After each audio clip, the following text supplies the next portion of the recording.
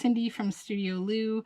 I'm here today actually doing a product unboxing and review. So I wanted to start doing some review videos because there are so many cool products out there that I really enjoy using, and I wanted to let other people know. Also, I think it's a really great time to support local business if you can. So if you are a maker and you can support other makers, then please try to, because a lot of businesses are definitely suffering with the show season basically being canceled. So anyhow, I will get into this really cool thing that I wanted to talk about today. So this is my first purchase ever from this company.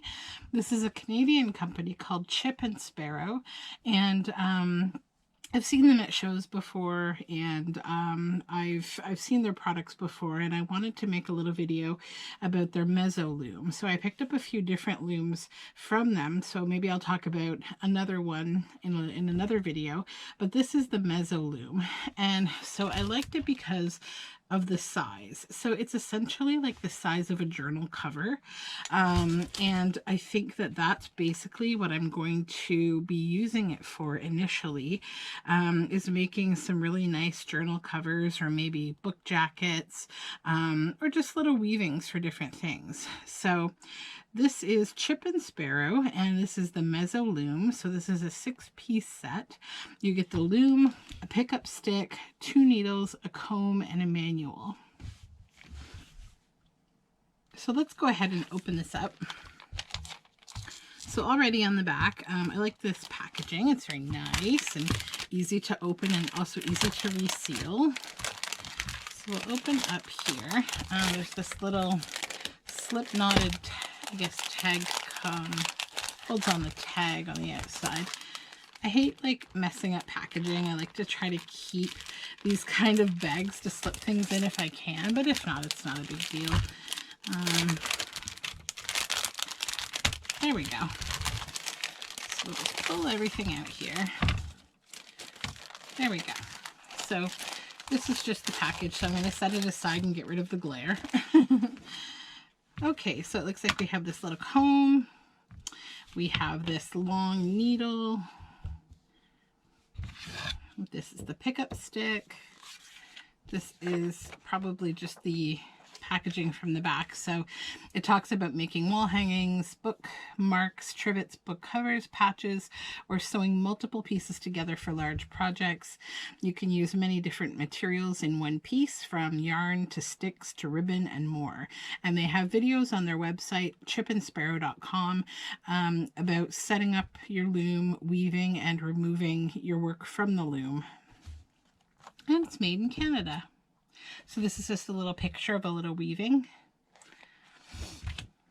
So here's the manual, and it also has a needle taped right on the front. And this is the loom itself. And the back has these cool markings. I think that might be sort of a pattern that you can follow to make what looks kind of like a mountain scene, but I could just be imagining that, but that's what it looks like to me. So I think in total you should have basically 5 pieces. So let's take a look at the manual. The instructions. Use a strong yarn for the warp, such as crochet cotton, embroidery thread, fingerling, or worsted weight acrylic, not pure wool. And that's just because you want something that's not going to snap if you are you're weaving something that's maybe chunky or whatever. Like depending on what you're weaving, like the more kind of creative the weaving gets. If you are weaving something like, you know, little sticks or branches, maybe you want to make some kind of a weaving from nature. You don't want whatever you're using to snap on your weft, because then the whole piece just will be, basically you'll have to completely rewarp your loom. So use the triangle hole to tie your yarn around the side of the loom, and bring the yarn from the back to the front through the first tooth. Okay, so that sounds pretty easy. Bring the yarn down and behind the first bottom tooth and back up, keeping the yarn tight. Continue to zigzag the yarn across the loom and between the teeth all long warp yarn will be at the front. When there are no more teeth, tie off using the triangle. Okay, easy. This is actually a really nice loom to get if you've never done weaving before, because it's really not that intimidating. Like if you get a lap loom, like or a large loom, a Sayori loom, you have a bit of learning to do, especially if you are doing a long warp that requires like a long space, like a big dining room table or something like that. You have to warp it. So this is a really nice size project. Also a good project size for a kid, for kiddos. So they give you an example of a fully strung loom. I won't read the whole manual to you, but you can use anything for the weft, which is the part that you're actually weaving. So just so that I make sure that I'm clear, because I think I said this incorrectly a few minutes ago, as I tend to do during videos. So the warp is the yarn that comes up and down the loom this way that you are going to be weaving through. And then the weft is the material that you're adding to the loom to be the visual basis of your project. So basically it just tells you how to weave, how to use your needle, gives you some different tips and some illustrations, which is nice, and then how to remove the weaving off of the loom. So that's a nice manual. I would say the instructions are very good. I do know already how to weave, but I think for a beginner, this would be a really nice way to get started, because weaving can be a little bit intimidating, like a lot of things. But I think a lot of people are actually getting very interested. I think tapestries have made weaving like kind of have a resurgence right now, so it's really nice. So I'll show you the yarn that I have planned for my project in my big Super Mario Brothers 3 bag that I got actually from another local Canadian business called Bling Your String. I've had it for a while, but I really love it. And it's a big zipper bag. So this is what I'm planning to use to warp my loom.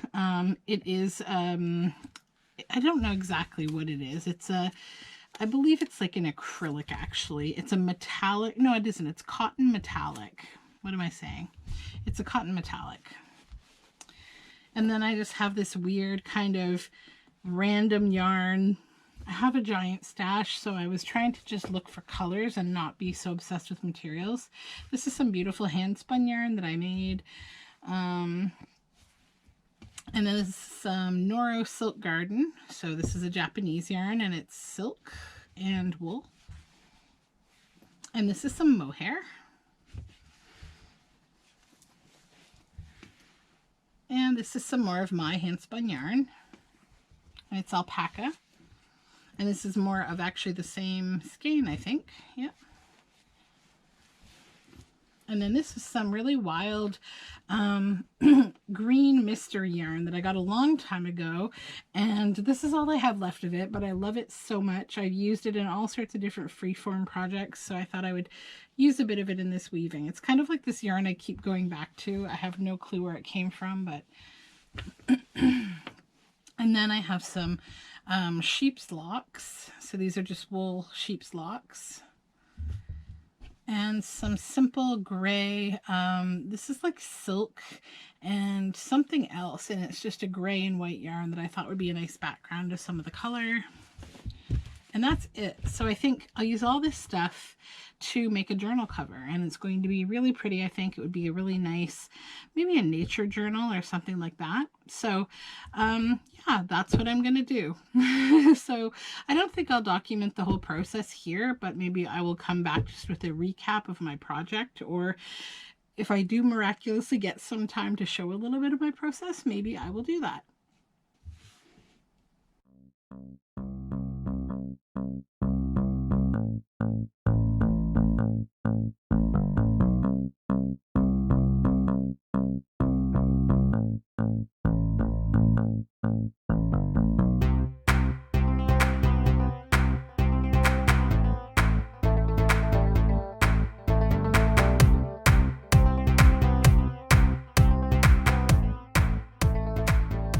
Hey everyone, so it's a whole day later and I spent a little bit of time on this yesterday, and this is what I have so far. So I have used 2, 3, 4, 5 different fiber types in this so far. So this is some Noro Silk Garden yarn and some weird just kind of weaving yarn that is what's the word, chenille for this. It's like a really weird yarn, but what I can say about this is like I really like how even yarns that aren't that special, they can just weave up nice and tight and look really nice. And so this is really soft. This is my hand spun and it's really nice and bumpy. These are the sheep's locks and they have amazing texture. And then this is this is that gray and white silk cotton, and underneath it is more of that chenille stuff. So I did I'd say I did all of this in like 2 hours maybe, in a bunch of broken increments of time, because that's what happens when you have kiddos and you're trying to get everything ready for summertime. So anyhow, I really like this little loom. It's great. And I think it's a really nice lap project when you're watching television or whatever, or you're just kind of sitting around hanging out with a little baby or something and you don't have a lot of mobility at the time, and you can just kind of sit and do something without having to have too many tools around you. So the one thing I can say is I probably got a little bit tight as I changed colors here, because you can see there's a little bit of sort of pyramiding here, but then I kind of corrected myself, so I'll get used to that. It's sort of the handle of the loom, like you kind of get used to each loom that you have. Like I'm used to using a loom that has like a roller bar that, you know, kind of helps you to control what you're doing. So this is just sort of a different feeling, but then, you know, once I got it, I was fine. I'm straight for, I'd say, here down. I have a nice shape on that side and this side, so it's all good. And so, yeah, I think that this particular size of loom will be really nice for a lot of things. Like I see using 2 of these, the full size, as a journal cover, or even if like you wanted to make a tiny journal, imagine that is half of it and then you weave the other half, and like that would be a cute little travel book or something like that, or a little case for something. You could make really cute pouches with this. You could sew 2 pieces together in either this size or the full size and make like nice project pouches. Yeah, I have a lot of ideas with this loom. I really like it. And I think also it would be really pretty to just, you know, make these up, set them aside, and just keep doing that for like a year or something. And then you could sew them all together and have a really nice blanket. You could mark the seasons or something. There's so many cool things you could do. You could even do like a triangle and make a bunting, and that would be cool.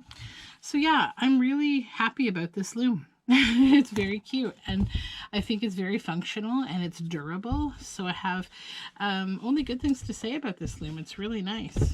So anyhow, I just wanted to share this with you and tell you basically about this product. I think that it's a really good, it's really a good value for the price, and I am really excited to use my other products from Chip and Sparrow. So definitely give them check them out on chipandsparrow.com. They have how-to videos on their website as well as their Instagram.